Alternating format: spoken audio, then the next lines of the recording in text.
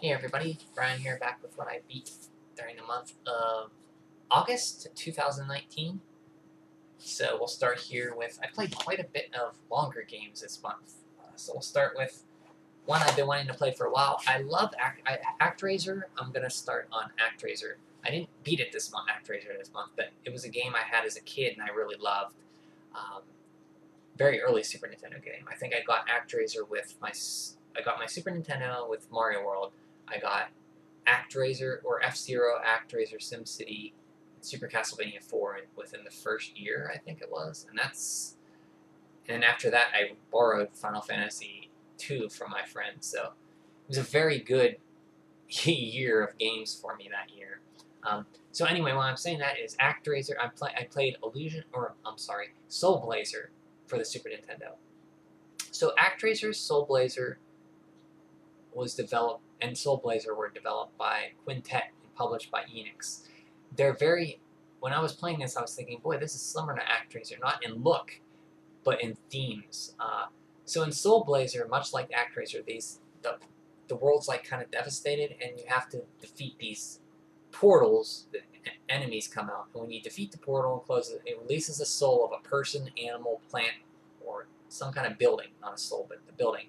And once you do that in the set dungeon areas, once they're all released, it'll restore like a part of the world, a town. You'll go through that town, talk to people, find out what to do, get items, and then do that for the next part. So it's very straightforward and it's very fun and very good hook to it. The combat's very simple. You get better weapons to make yourself stronger. So you have a very generous. You have a long arc on your sword, so you can even hit people behind you or in the side with your arc of your sword. You get better weapons, and when you beat enemies, they stay dead. So this is the second of 3 games that Quintet developed. Between ActRaiser first, Soul Blazer second, and the third one, which I also beat, is Illusion of Gaia. This is the more common of the two to find if you want to play one. This is the cheaper option. It has similar characters and nods to Soul Blazer, like the Turbo the dogs in it. This one's a top-down, much like Soul Blazer, a top-down action RPG. Instead of gaining, like, you play as Will, and you don't gain levels, but you go into a dungeon, and when you beat the set enemies in the dungeon, you'll get like a stat boost to your strength, or in a defense and such. So it's very satisfying to find each enemy on the radar and defeat them to get your stat upgrade. The story is very convoluted. You have a group of friends that come with you. They'll follow you around, but you can't play as them. And you play as Will, a kid who his dad was like an archaeologist. He went to the Tower of Babel, and you went with him. He ended up being killed, and you came back somehow. And he is like inside the flute that you have. And you could go in these gates, dark gates, and you meet Gaia, and she tells you about this. You have power to see these dark gates. She'll give you ability to transform into 2 other characters, Freedan, like a warrior with a sword, and Shadow, a light being that can sink through floors. So you go through it takes place in Earth, and there's this comet above, and it's keeping the evolution of Earth. You're in a perpetual state of not evolving, so it's very medieval technology. And you get special abilities, like Will can slide through cracks, and he has like a ability to spin up ramps. Freedan can like shoot a beam to destroy enemies far away to unlock areas, and do like this earthquake move. And Shadow can like sink through like grates or floors, and you go through different parts of. It takes place on Earth, like you go through in the pyramids, Incan ruins, and it's very linear. You can go back to places you visited to a point, but after you go forward in the story, you can't after a while. The healing items are limited. You get like what's called herbs to heal yourself, but there's a set amount. I think I ended up with like 3 left. You can heal yourself at statues and with the herbs. Um, the story is very like there's themes in the like slavery, and it's very dark. There's like a drinking game with a guy like Russian roulette, but they call it Russian glass, where you play with him and he ends up dying. He like knows he's gonna lose, but he drinks and dies anyway. And you find out he had like a disease, and he's doing this game to win money for his family. Um, there's a part with a pig called Hamlet that you're kidnapped by cannibals, and to save the pig sacrifices himself to save you, so that cannibals eat the pig instead. Um, and so you'll play through. You won't see your friends at all, and they'll just show up and hey, what's going on?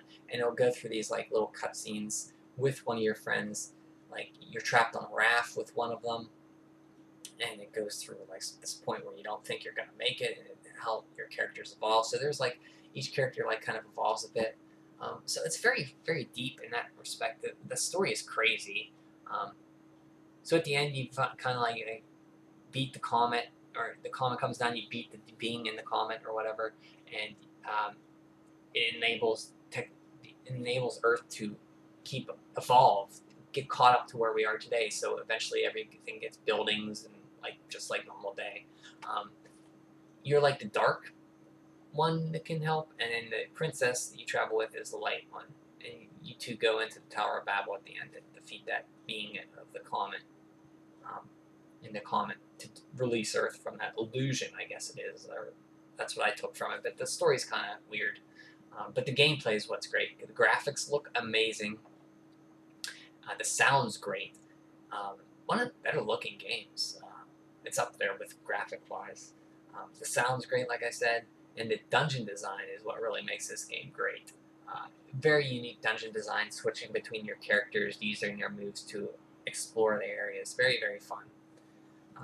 Soul Blazer, the graphics aren't as good. It's a very early Super Nintendo game, came after ActRaiser, but it's still great too. And it's much more quicker to play. The music's very funky, which I really like. Out of these two, play them both, I recommend. But if I had to choose one, I think I enjoyed Soul Blazer a little bit more.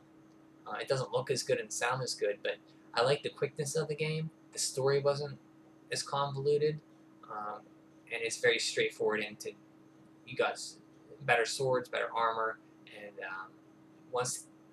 both of these, once the enemies are dead, they stay dead, which is good. They're both very good, so play them both. Next one I played for Sega Genesis was Beyond Oasis. This was developed, I think, by Ancient, Yuzo Koshiro's company. I think he did the music for this. I'm not 100% sure, and I think Ancient did it. But I think it was Ancient. I always thought they just did music, but it's a top-down action RPG, but instead of like just simple slashing, you have like a fighting system, almost like a beat 'em up, where you have to use like directional inputs and button combination, not too complex button combinations, but to find out like, okay, this enemy, he's better to beat him with this combination. You start off with a knife that you never lose, and you get like you get consumable weapons like swords that have a limited amount of use. You get some magic spells by these magic spirits that enable you to like either they follow you around, and they help you like through the game. Like you get a fire one that follows you around, he's very powerful, a water one. And the world is very beautiful, the animation is great, it's very challenging. I had a very challenging time near the end. If you like Soul Blazer, Illusion of Gaia, Legend of Zelda, top-down Secret of Mana, but with more of a fighting game feel, and a lot more challenge. I think this one was, out of those three, I think this one was the more challenging. But Illusion of Gaia got pretty challenging because some of the bosses were very tough. The bosses in Illusion of Gaia, if you weren't ready for them, you had to really fight them and learn their patterns to get them down. but Beyond Oasis is very good too. Sounds very good, looks very good. Next up, I beat Guacamelee 1, or on the Nintendo Switch. This is the Guacamelee 1-2 Punch collection. Guacamelee 1, I played on the Wii U and loved it. Guacamelee 2, I played on the Switch and beat it and loved it. And when they were both coming downloadable, I wanted to have a physical copy, so I got this. So I played through Guacamelee 1, and I'm currently playing through Guacamelee 2. I did beat Guacamelee 1. I'm about halfway, almost halfway through Guacamelee 2 again. I did beat it on the Switch downloadable. Guacamelee and Guacamelee 2 are some of my favorite Metroid exploration type games, like action, adventure, platforming exploration games. You play as a luchador. You have a set of moves, like an uppercut will destroy red doors like blocks. Like a dash fist forward will destroy blue. A frog punch down will destroy green, and a headbutt will destroy yellow. And you'll see the yellow coded blocks, color coded blocks, and you know, okay, when I get this headbutt, I can go in here and explore a little further. Very, very fun and addicting. If you like Metroid or Castlevania Symphony of the Night or Hollow Knight, play this.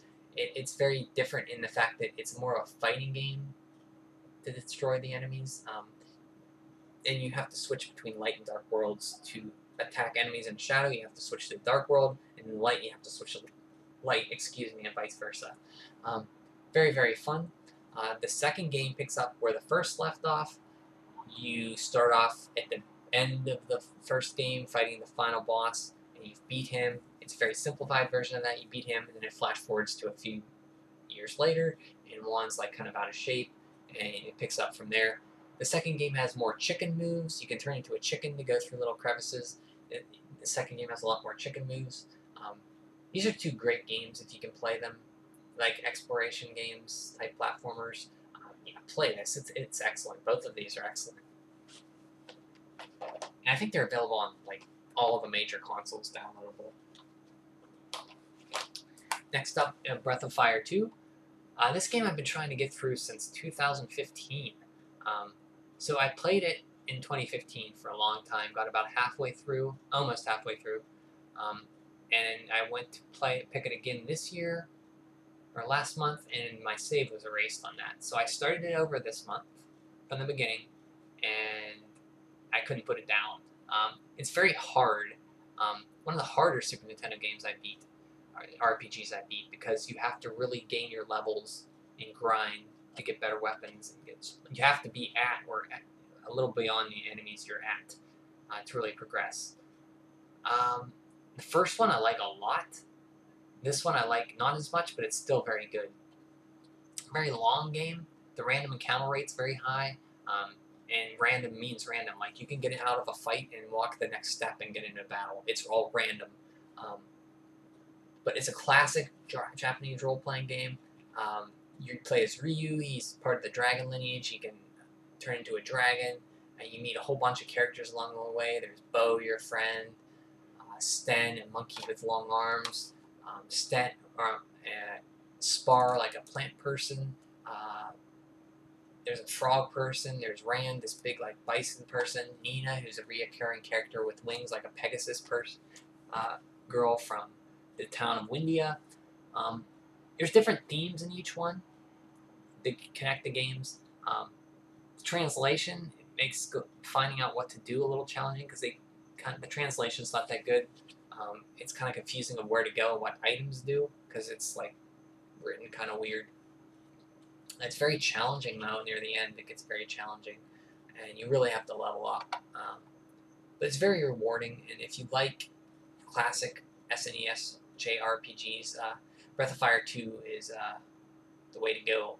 I think if you played a lot of the classics and you want to play another one, give the Breath of Fire series a good go. I say start with the first one. I do kind of like the first one better. Of course, I haven't played the first one since I beat it in 1994, 93. I borrowed it from a friend, but I think the first one's a lot more simpler, more classic. This one's still classic, but there's a lot of you get shamans that you can mix and match and make yourself stronger or not, and It's optional, but it's there. But I think I like the first one a little bit better, but this one's still really good. Next up, for the NES, I played and beat Crystalis. Oh, whoops, back. Crystalis. I always say Crystalis, but I'm trying to say Crystalis this time. I think Crystalis is the right way to say it, but I don't know. Crystalis, whatever. SNK developed action adventure top-down RPG. Much a theme of what a lot of I've been playing. I never played it. Never even played it as a kid. So this is a treat to play. Comes with this cool, like, huge, like, instruction book. Here you see it's full color, very nice. All the items and stuff. So this takes place in the year 1999. The world is in trouble. There's this big flying tower where the bad guy's at, and you're waking up from this like portal, this sleep station, and you have to find out like what you're supposed to do and defeat this computer and then save the world. It's very unique in that, not unique, but you get different swords, like fire sword, lightning sword, water sword, and so on, and they merge into, when you get them all, they merge into the Crystalis sword. So the combat's very fast, you walk very fast. The hit detection's kind of weird, you gotta be very careful with where you swing, because you can run into enemies a lot. I played it with the NES Max controller, because it had the 360 little spinner. Actually, I should get that out. I played it with this controller here. Yeah, I was originally playing with the regular controller, but I switched to the NES Max controller here because it has this little thing that made it moving around a lot easier. Because it's top down, you needed more. You didn't have to be as precise, but if I wanted to move my diagonals better, I used this little. That's why I used the Max. I like the Max controller for certain games. It's very good. So you have to switch between certain enemies are only vulnerable against certain swords, so you have to switch between swords a lot. So you can fight a guy who's only vulnerable to fire swords, and you're fighting him, and then this guy who's only available to lightning swords, so you have to like switch between your swords. So that can be annoying, but the graphics and sound are great. It's a little weird to find out where to go. There's certain trigger points, flags that you got to talk to people before it'll open up a place to go. Use a guide if you want, so you don't get frustrated. I used one because I wanted to, experience it without getting frustrated. When I started to get frustrated, I just use a guide. That's the way to play if you want to. So, yeah, it's a classic NES game. If you get a chance to play it, definitely play it. Looks great, sounds great. A little annoying with the weapon switch, and the controlling it can be, the hit detection is a little wonky, but very, very good. And also, I wanted to talk about one of the good things about, I have a lot of video game magazines, so since when I was a kid, I still have. And they're in my storage. I have them in banker boxes I pull out. And when I'm playing these old games, which I never, played before, I like to look through the magazines of when they came out. So here's Illusion of Gaia. When I was playing Illusion of Gaia, I looked up what Nintendo Power was in it, and I wanted to look a little bit about it, and kind of enhance the experience of almost time travel back to when I was a kid and I'd play a game because of a magazine, and I'd play the game and magazines would help me out and stuff. So Nintendo Power had a little thing on Illusion of Gaia which I used a little bit. Nice little article, nice little write-up here. And it's just something like following along with the magazine, or just reading, being engrossed in the game you're at, and just reading all the magazine articles and reviews of the games you're playing take you back in time to when it was just you and the game and the magazine, and everything was about that. It just really enhances the experience for me. This little thing. And I used to do magazine, it's hard now because I don't have a desk, but I used to like point like a webcam down at like Nintendo Power and GamePro, and I want to do that again, but it's hard for me to set that up because I don't have like a desk to do that on now. But those videos I like doing because I just open up a magazine, point the webcam at it, and flip through page by page, and just like read it, and then describe about, oh yeah, I remember when this game was coming out, and talk a little bit about it. And that was my favorite videos to do because I really enjoy like just the nostalgic hit I'd get of just doing that. Here's a little bit, speaking of Breath of Fire.